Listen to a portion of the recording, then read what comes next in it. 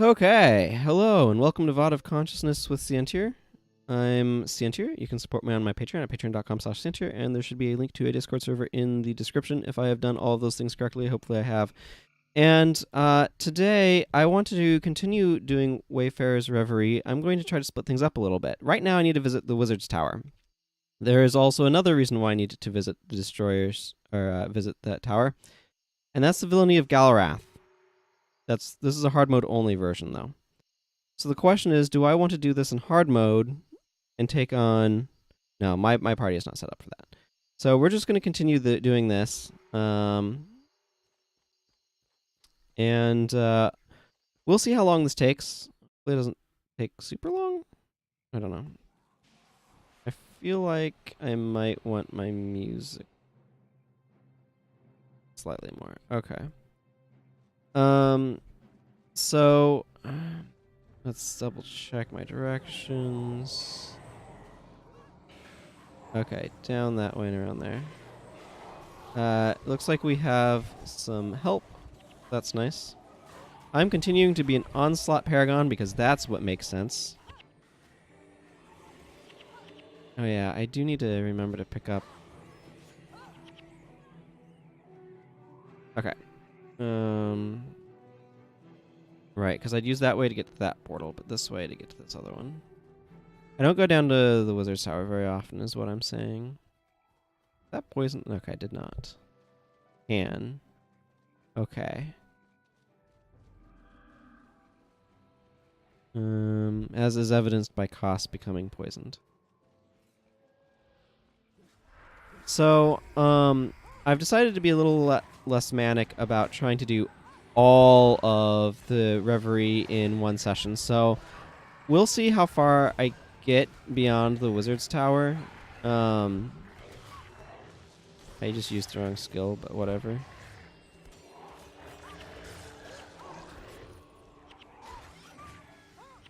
Yeah, I wanted to Holy Spear some of these minions that the enemies are raising. I do have a... Okay, yeah, I have a fairly clear inventory. But anyway, I want to get through some of this Reverie stuff because it is time limited, so I might record a couple of weeks in advance. I did decide, just because of how the timing of things worked, to take a little bit of a... this is a different day, a different recording day. So my intention is to just finish this Tyria stuff on this recording day, and then show off the final stuff, and then do some of the other things that I've been wanting to get to but had this time event. So I might find myself a little bit ahead of schedule compared to where I often have been, or at least more so than I often have been. Ah, that was going to be cool. Oh, whatever. My party is primarily focused on... having some guys with charge on it. Bluntly. Yeah, look at that. This Holy Spear is an anti-minion master attack. It does... So if it hits a summon creature... all nearby foes, including that creature, take 75 holy damage or set on fire for 3 seconds. Note that undead take double damage from holy, so that really wrecks them. I'm going to take this thing out because A, it's in my path, and B, it is a boss, so taking out this Tree of Judgment will give us a morale boost, which I find desirable. Okay. Let's just continue our merry way, I guess. I don't usually come to these swamps south of Temple of Ages, but they are definitely here. Oh, yeah, okay, I need to take out some spirit forces, apparently. These guys are for War and Krytus stuff. I'm planning on focusing on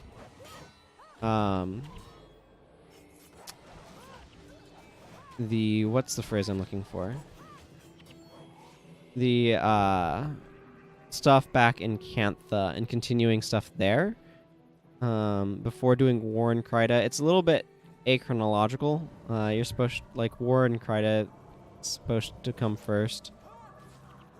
But from the chronology, I believe. But the reason is because one of the rewards that I get is indeed an icy enchanting spear that I was pointing out at an NPC in a previous episode when I was in Cantha. So I want to be able to get that as soon as possible, and that requires me going the other way. But for now, we're just going to make our way to the Wizard's Tower and Galrath. All that business. Why does something smell vaguely like popcorn?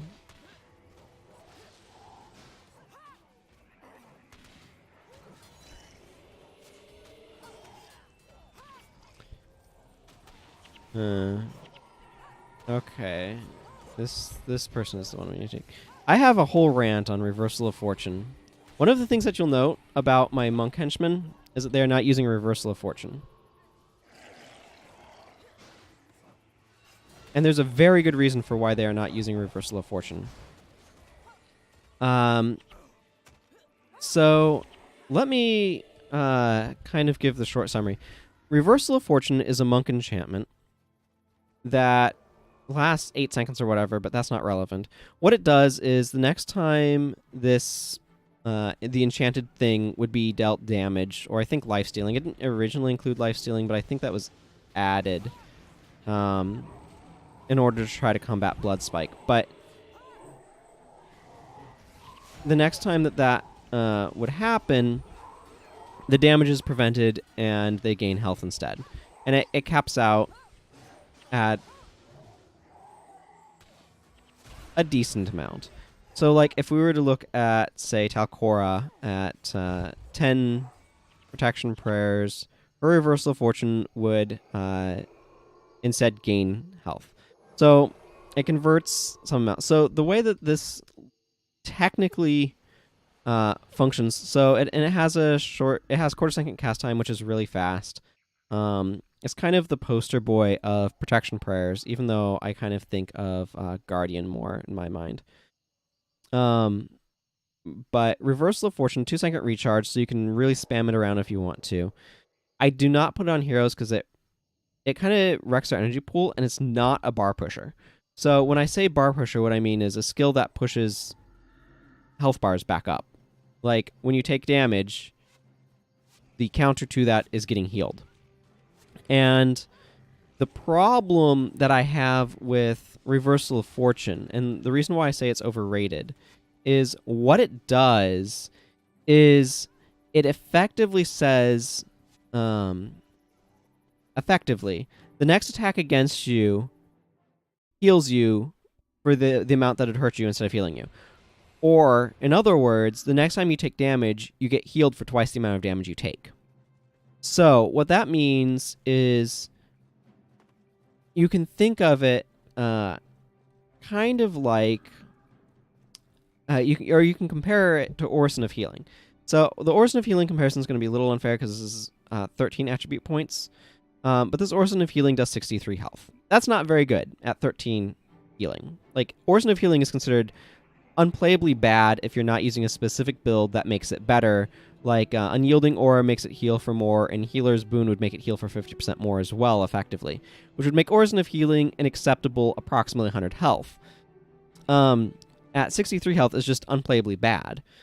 Reversal of Fortune is often equivalent. You have to prevent a hit of 32 damage to outcap that.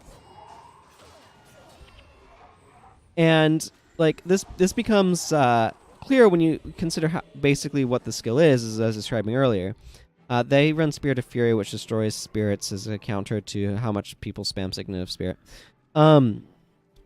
So if you take a hit for like 16 damage, that's equivalent to healing by 32. Right? That's unacceptable. That's unacceptably low. It's not great. So in other words, to make that better than Orison of Healing, you have to be taking hits that are sufficiently hard consistently. So my problem with it is simply that in PvE there are enough incidental hits that are low that it's not actually that good. Like, you can see, look at how many my hits are. That one was 32, that one was 20. That one would have been subpar. The random hit for like 29, that still wouldn't be better than Orison of Healing. And when you realize how often it's going to be about as strong as Orison of Healing or maybe a little worse, suddenly it stops looking as good as it originally did. So, yeah. Plus, another problem with it is if you give it to both heroes, there's a chance that they'll use it simultaneously. I think I'm not 100% sure on this with how the AI works, but if they use it simultaneously, then enchantments kind of stack, so the second one is wasted, which is not great. I'm not sure how realistic of a problem that one actually is. I haven't really examined it too closely, but it's more the issue when I realized that A, it doesn't push up bars, so using it doesn't, like, it heals for the Divine Favor bonus, but not beyond that. And the bigger issue being that so often you get hit for, like, low amounts of damage. That would be, like, that, see, these hits are 16 and 17. I mean, I'm getting reduced by shielding hands, but consider, like, how much protection I'm running, right? There's nothing to fear. All of a sudden, these hits are going lower. A lot of the time, you're just flat out going to be hit. Like, look at these damage numbers on me. Again, shielding hands is active. That's reducing it, but that's still going to be happening. So, realistically, you're just going to be dealt amounts of damage that are just inferior for what you actually need in order to make it better than Orison of Healing, and marginally better at that. So it was one of those realizations that, like, yeah, if you're getting hit for, like, if you're stopping a hit of, like, for 50 damage, then that's 100 health. That's really good. But realizing how often it's just preventing, like, 16, 15 damage and effectively healing for, 20, 30, maybe even 40 HP, but that's still really low for healing skill. That's like incidental party-wide healing sort of level. Right? And that's just, I want more than that for my monks. So that's why I don't use Reversal of Fortune on heroes, and why I think the skill's a little overrated. I think it probably is a lot more consistently powerful in PvP for what it's worth. There just tend to be a lot of incidental hits, and a lot of enemies aren't maximizing their damage, and that makes it less powerful. I think it is, like I was saying, a lot stronger in PvP. Or a lot more consistent, I should say. And some of the protection prayer aspect is quite significant in that regard. And the cast time matters a lot more in PvP as well. So, but yeah, anyway, that's my thoughts. So now I just need to continue making my way here. There's the Wizard's Tower in the background. How long has it been? Okay, not terribly long. We'll probably be able to hit up like 2 locations in this episode, I'm thinking. I don't want another hour-plus long episode. Unless people really, really, really start watching those, it's just not worth the time investment to me. I have other things I can do. If I started streaming, it would be worth it. But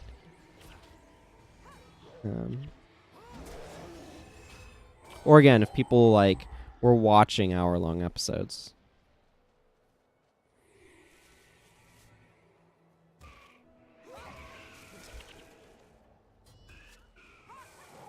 Like, oh man, where are the super long episodes? I don't know.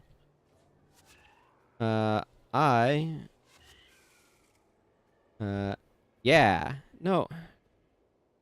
Sure, that was going to be really cool with you, like, whatever. Sorry, now I'm getting all nitpicky about trying to get a cool screenshot, and there.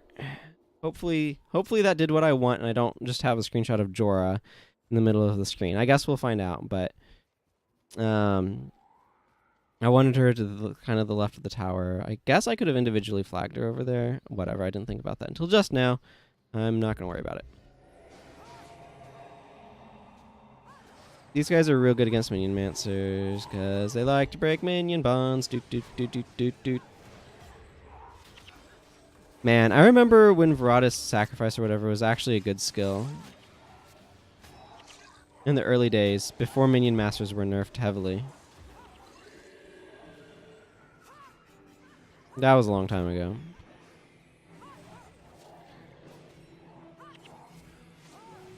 A very long time ago. Necromancers received quite a few nerfs over the years. Not, by the way, undeserved nerfs.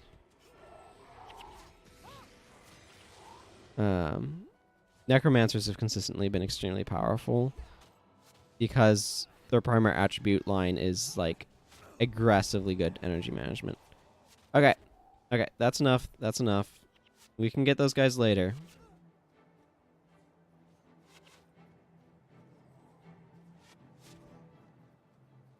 Bunch of hill giants over there.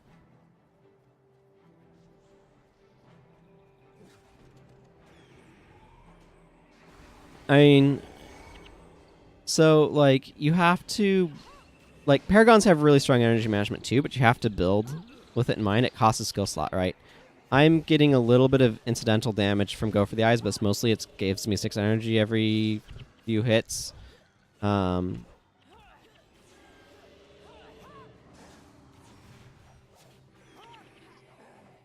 So, like, Necromancer's just basically getting free energy management like that is very strong.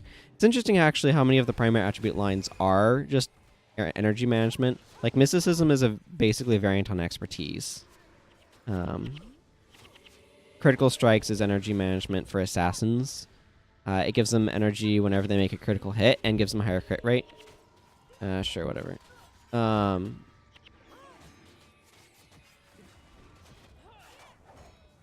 Leadership is energy management. Paragons. Only of the core professions. I think only the Ranger's expertise is energy management. We might have walked in it. By the way. Oh, hey. Hi, Verada. Verada is here when Galrath isn't, I believe, is how this works.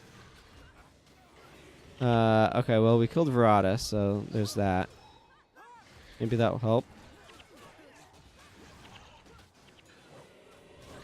Okay, I have an idea. That idea is to say, never mind all of these enemies. All I need to do is just visit this tower. Granted, I'm crippled. A charge would help with that, but I'm out of range of that. Okay, cool. That's all I needed. Now I just need to visit the Mausoleum in Majesty's Rest. So that requires... Oh, this is going to be a pain in the rear end. Yes, my party is too large to travel to the Temple of the Ages. I will travel there with my entire party. Okay, so I need to... Oh, yeah. Is this better to go through Talmark Wilderness or through the Sagelands? I don't know. Talmark Wilderness will be significant later. Let's go...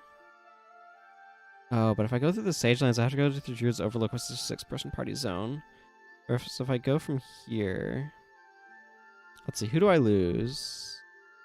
Talcor and Vec? That's fine. I'm going to go from Druid's Overlook. No particular reason. High Trader Versailles. Oh, right. You go through...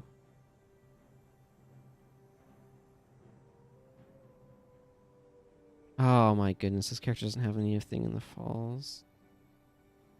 There's a small zone some freaking where. Oh, it's this one right here, I think. Yeah. Sorry, I'm kind of talking out loud. Like, this person has a quest, Eye for Profit. I think that also gives you skills. Okay, I'm going to carry about his merchant services in a moment. I need to... Oh, there's a Junlai Archivist Ling.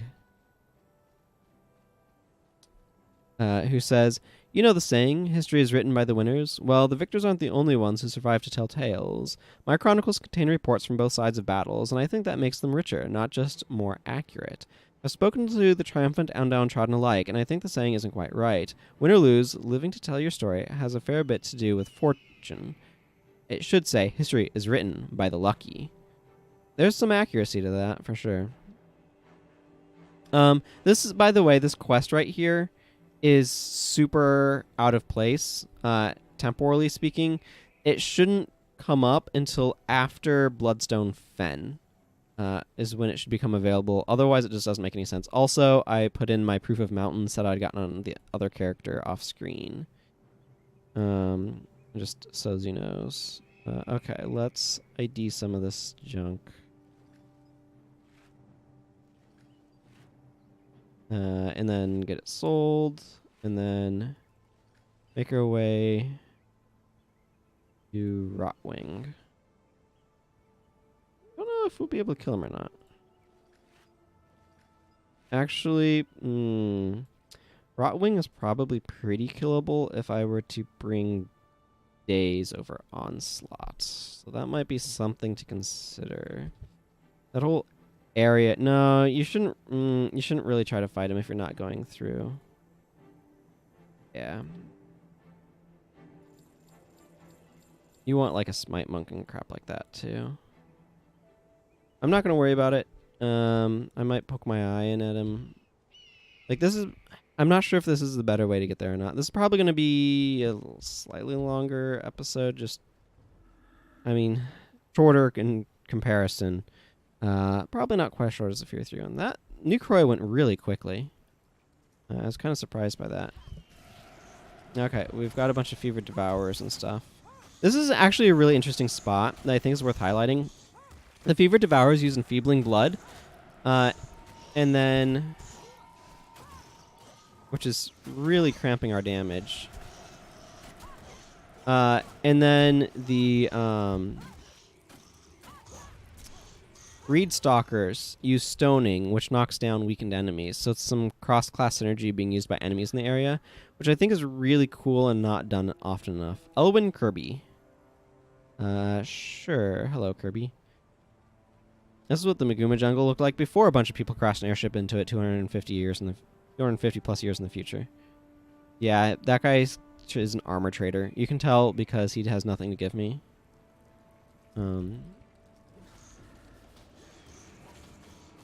Okay, so some of these guys are just rangers. That's fine. Oh yeah, Wayfarer's marks. I'll probably trade them in for party supplies. And then use them on a character that's actually maybe possibly getting that title. Rather than on this character that is not. I think I can get up where I'm trying to go this way. I'm going to be honest, it's been a real long time since I've been through some of these zones. And yeah. I don't go to the Maguuma Jungle very often in general anyway. Devourers. These are all Thorn Devourers, not the ones that cause weakness on us. Weakness causing Devourers are the worst. Dora, you have Wild Spear, yeah? Yeah, you have Wild Throw. Good. Oh, I can't get through there. Okay, well, I guess we'll just have to keep going around.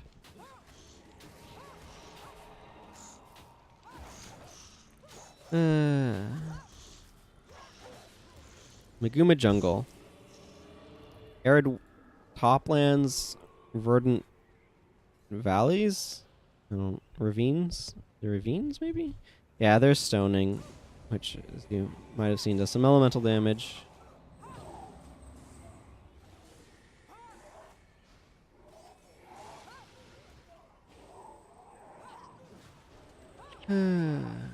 Jorah is using the fiery spear. Means that it should work a lot better if I had somebody applying Mark of Rodcourt. But I do not right now, so whatever. Here we are.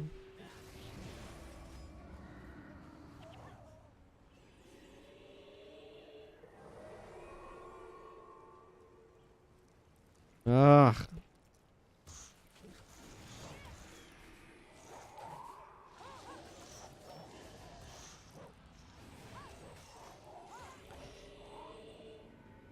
They're not hard. It's just kind of annoying to have them pop up all the time like that. Let's see. Does that actually go through? Have I just gone the complete wrong way? Just entirely? Okay, I'm going to kind of ignore some of these guys just so I can try to understand this map better. I think I've just gone the complete wrong way. Okay, that's annoying. Okay, obviously this is becoming more confusing than I was expecting. Let's just go from Temple of Ages. It's faster that way. Actually, let's go ahead and just call this episode here, and next time we will pursue the path to Majesty's Rest. So, until next time, everyone, take care. Goodbye.